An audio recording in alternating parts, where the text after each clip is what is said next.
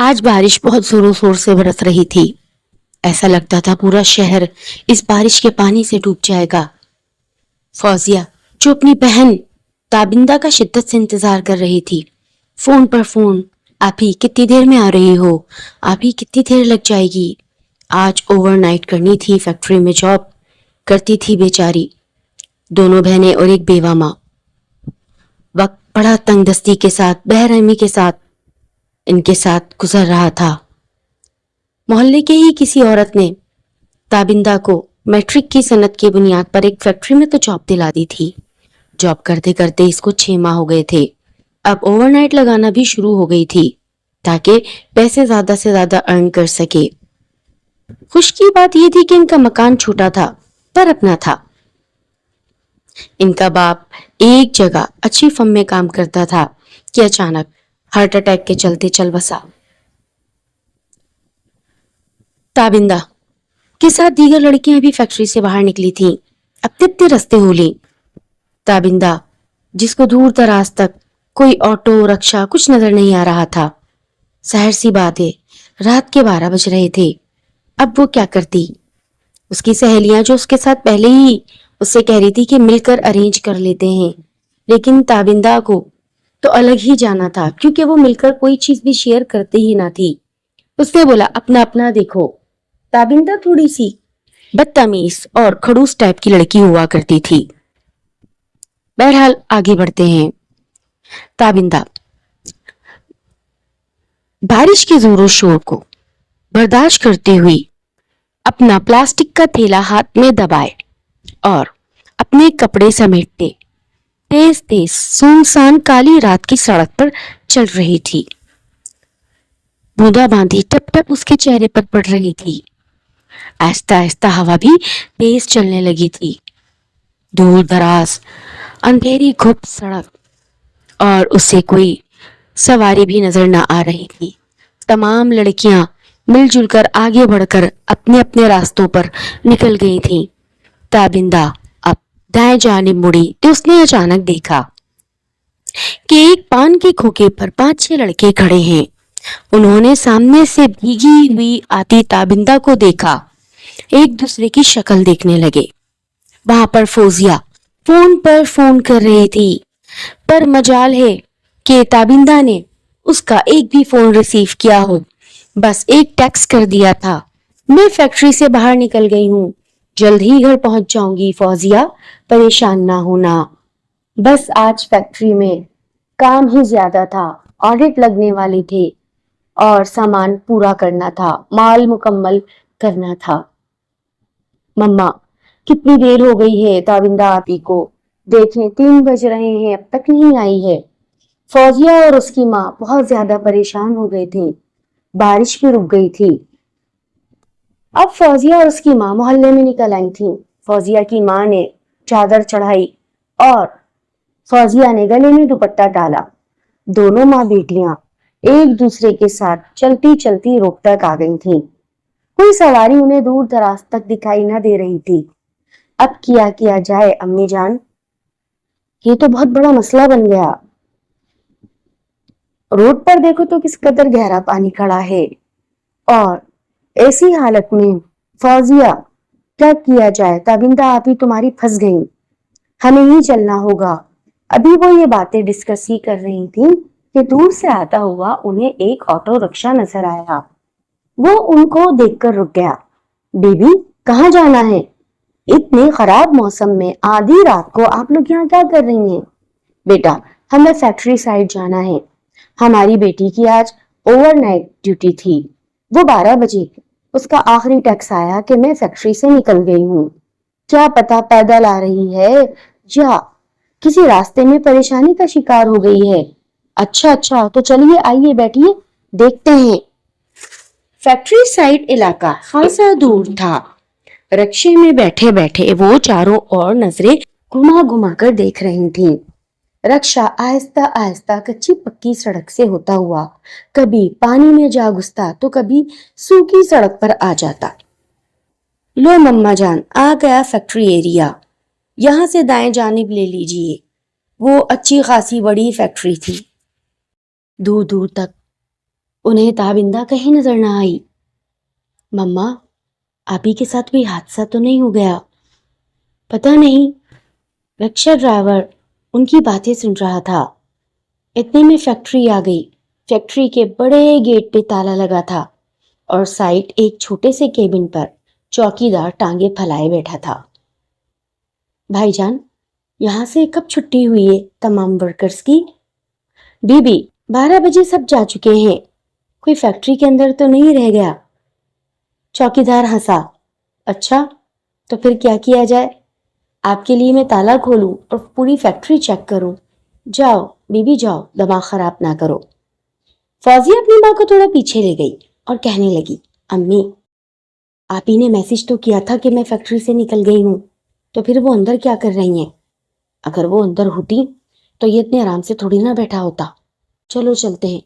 خیر ہے، ہم بس یوں ہی تصدیق کر رہے تھے۔ کیا آپ کی بہن یا بیٹی گھر نہیں پہنچی ابھی تک؟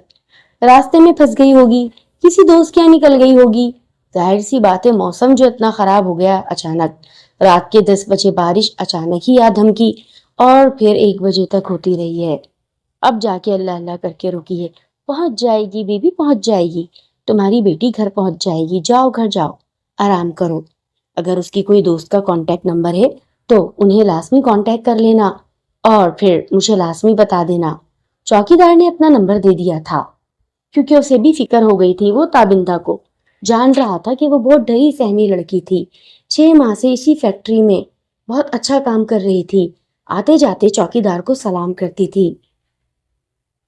3 دن ہو گئے تھے، 3 روز ہو گئے، تابندہ کا پتہ نہیں چلا۔ دونوں ماں بیٹیاں بہت اداس رہنے لگی، تھانے چکر لگاتی رہتی۔ دوستیں بھی بہت زیادہ دکھ کرنے لگی تھی کہ تابندہ کہاں گئی، آخر اس رات اس کے ساتھ ہوا کیا۔ ان دوستوں نے ان سے کہا بھی تھا تابندہ ہمارے ساتھ چلو، لیکن اس کا اڑیل اور کھڑوس پنا، نہیں میں خود جانا جانتی ہوں، مجھے کسی کے سہارے کی ضرورت نہیں، یہ اس کے آخری الفاظ تھے۔ وہ تھی ہی کچھ ایسی، کیا ہوا ہوگا اس کے ساتھ۔ وقت گزر رہا تھا اور اب تو فوزیہ نے بھی فیکٹری جانا شروع کر دیا تھا۔ دسمبر چل رہا تھا۔ آج دسمبر کی بارش لگی تھی۔ آدھی رات کو فوزیہ کو ایسا لگا کہ کوئی کالی پرچھائی کانچ کی کھڑکی کے باہر کھڑی کب سے فوزیہ کو دیکھ رہی ہے۔ فوزیہ گہری نیند سے جاگی اور اس نے جب وہ کالی پرچھائی دیکھی تو وہ تھوڑی خوفزدہ ہو گئی، کیونکہ اس کے بال ہوا میں لہرا رہے تھے اور وہ ہوا میں معلق تھی۔ وہ ایک دم تیزی سے کانچ کی شیشے تک آئی اور ایک دم اس سے ٹکرا کر غائب ہو گئی اور فوزیہ کی چیخیں نکل گئیں۔ پاس ہی سوتی ماں یکدم اٹھی۔ کیا ہوا فوزیہ، کیا ہوا؟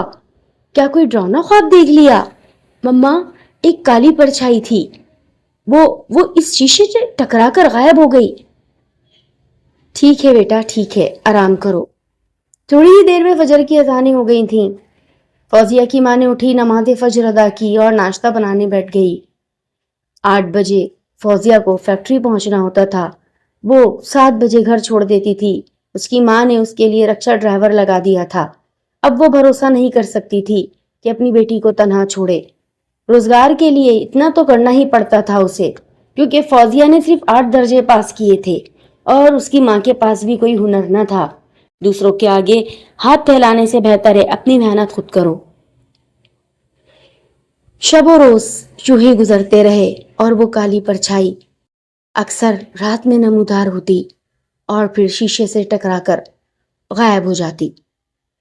یہ اب تو روز کا معمول ہو گیا تھا۔ آہستہ آہستہ آج فوزیہ کی ماں اور فوزیہ دونوں جاگ رہے تھے۔ ہفتے کی رات تھی۔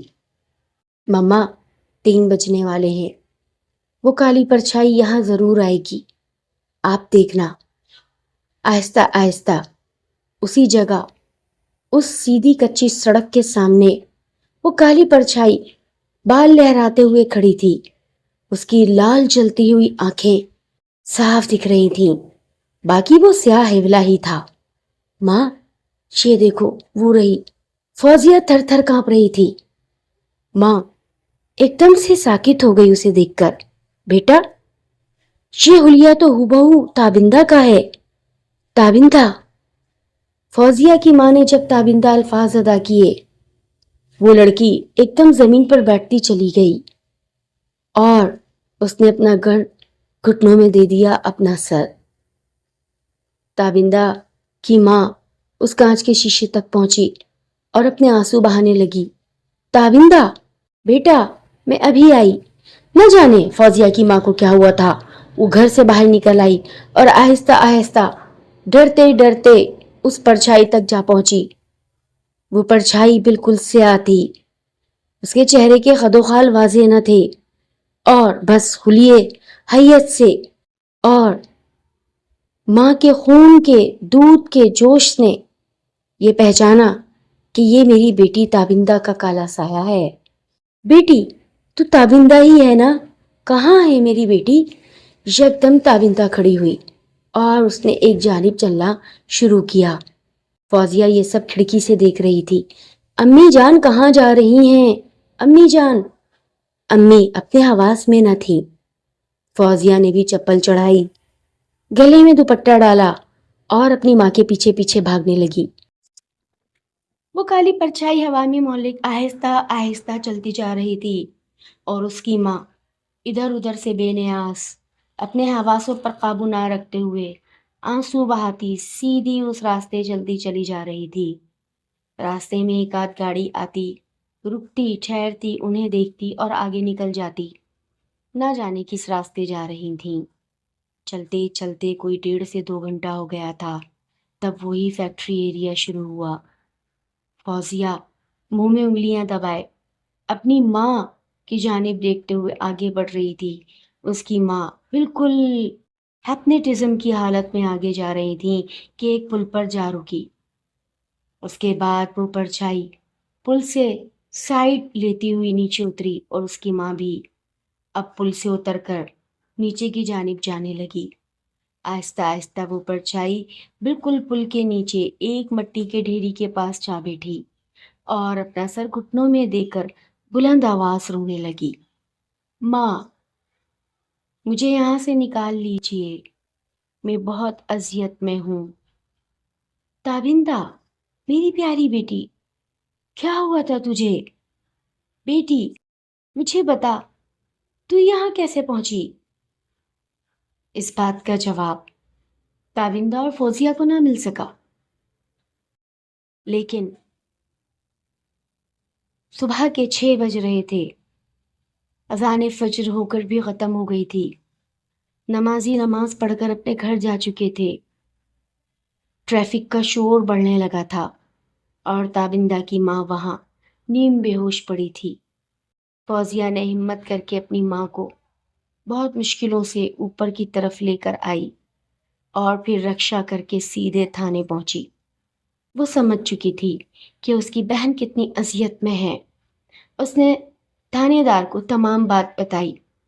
تھانے دار نے پہلے تو یقین نہ کیا اور اس بات کو افسانوی خیال کہہ کر ٹالا اور ان دونوں کو کوشش کی کہ تھانہ سے وہ باہر نکل جائیں، لیکن فوزیہ نے ہاتھ پیر جوڑے تھے اور کسی نہ کسی طرح تھانے دار صاحب کو منا ہی لیا۔ ان غریب، بے بس، بے کس، بے سہارا ماں بیٹی کے ساتھ ایک پولیس موبائل تھی۔ وہ پولیس موبائل میں ہی بیٹھی تھیں۔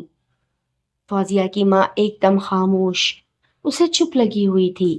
فوزیہ ہوش مندی سے کام لیتے ہوئے تمام چیزیں دیکھ رہی تھی۔ وہ